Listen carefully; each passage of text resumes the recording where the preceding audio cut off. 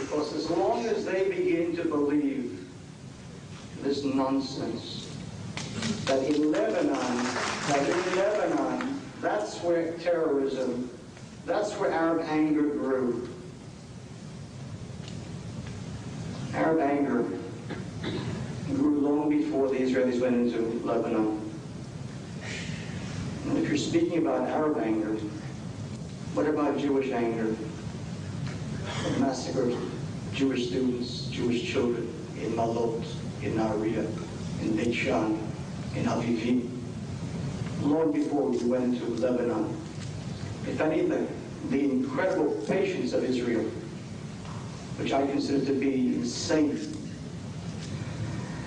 If the world wants to put an end to terror, it has to realize that the terror doesn't begin with the actions of good people. It begins with the actions of people who refuse to recognize the right of a sovereign nation to exist. And if you want to put an end to that terror, you can't be nice about it. During World War II, a war in which the Congressman fought, Allied bombers bombed German cities. I hope he doesn't believe that we were only killing generals.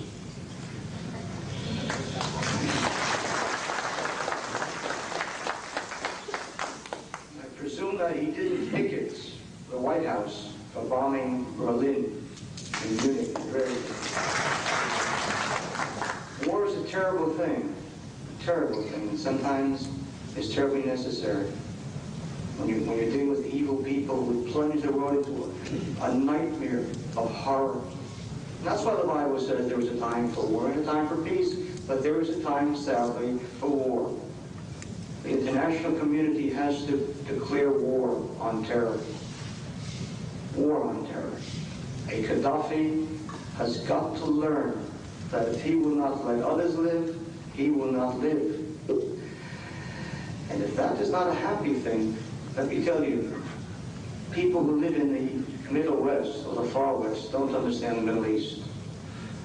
It's a different mentality, it's a different thinking. We're dealing with people who hate America not because of Israel. The tragedy is that in the Middle East, there is a general hatred of America. No. No. I'm deeply impressed by your no. There's a general hatred of Iran doesn't hate America because of Israel only. It hates America because it is Satan itself. And in the Muslim world, if you think that they will live with Jews, look at Lebanon.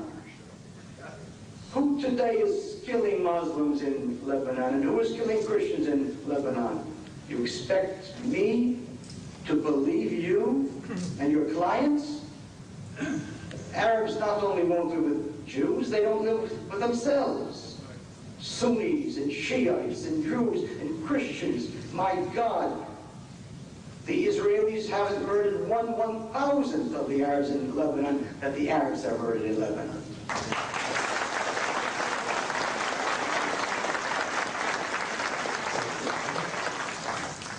Mr. McCloskey, 4 minutes to answer. I think that answer describes the difference between us tonight.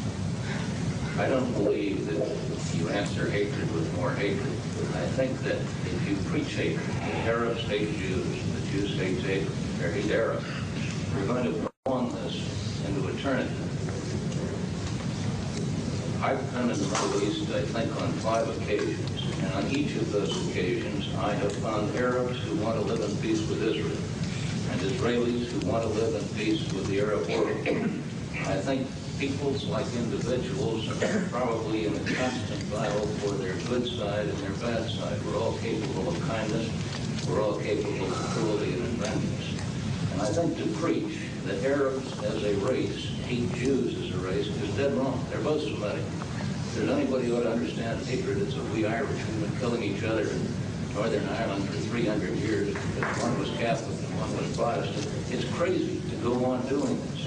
Now, there are moderates in both sides of the Irish question. There are moderates on both sides of the Israeli and the Jewish and the Arab question. The moderates that predominate in Jordan and Saudi Arabia and Kuwait, in my judgment, are far more numerically strong than are those who want to go to war. If anybody has fought in a war, if you've seen people killed by artillery or by the bayonet, you don't want to fight again. And I hope that in the Mideast there is a growing sense that no one is going to gain by preserving hatred. Now, Rabbi Kahane speaks in measured tones tonight, but in Israel, he has called the Arabs dogs.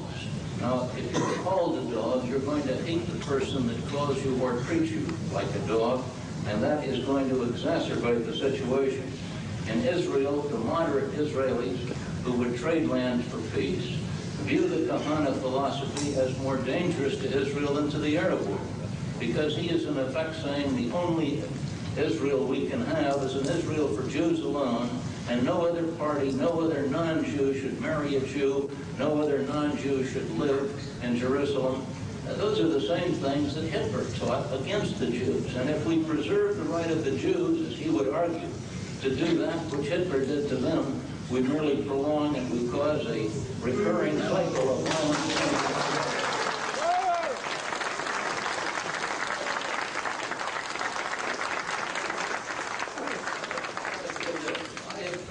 Israel on a number of occasions. I believe Israel should give up the West Bank. I don't think Israel